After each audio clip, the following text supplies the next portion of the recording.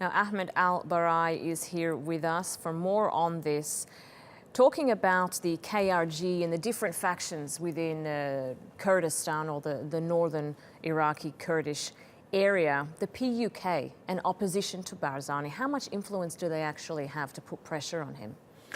They're very influential. Jalaluddin Talabani, he is a very close ally to Iran, and they do have a different opinion when it comes to the independence.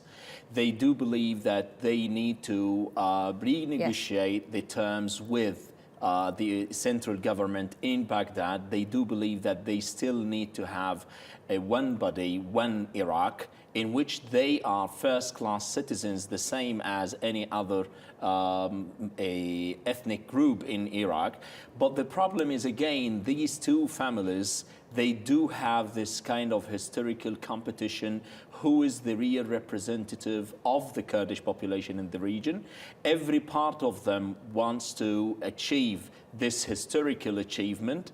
Now, what's happening, both of them, till 2015, they were able to negotiate these terms. They were able to come out with a kind of memorandum of understanding, how they're going to deal with the central government in Iraq.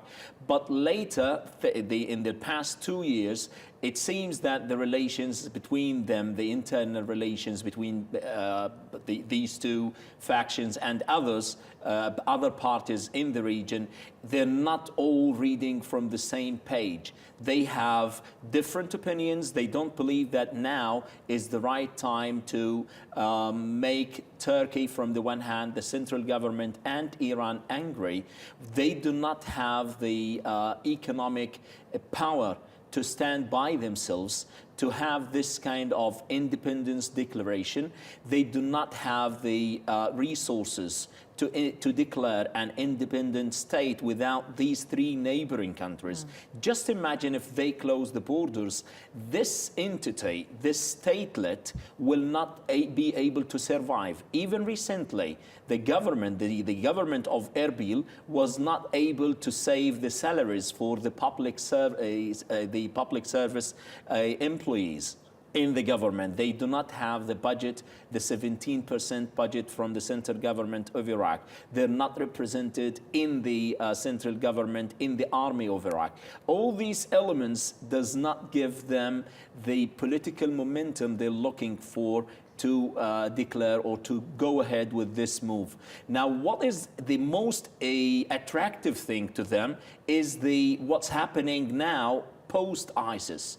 The Kurdish minority, or the Kurdish groups in the region, they do present themselves to the international community as the major, most effective, competent and fighter of Daesh. They are the ones who pushed back Daesh, who defeated Daesh in Iraq, in Syria, and they do expect in return to have this statelet, this autonomous entity, and they are arguing that this is our right. It's all the democracies all over the world. We do have, like what happened in Sudan, what happened in Scotland. So it's a kind of a democratic right by default. And if the people decide on this, we will go ahead. But is it realistic? Is it reliable? In case they go ahead with this, the day after, what will happen? If Turkey, for example, their closest ally, decide to go ahead just with the economic sanctions, will they be able to endure any political sanctions for the short term, not the long term even? That's Ahmed Alburai, TRT World's political editor at large.